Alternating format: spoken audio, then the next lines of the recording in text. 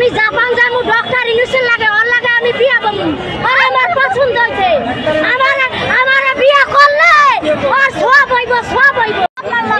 এই যে ওরা 20 দফা লইয়া দাবি করতেছে তাহলে যে অগপেট আছে আমি প্রতিবন্ধী মানুষ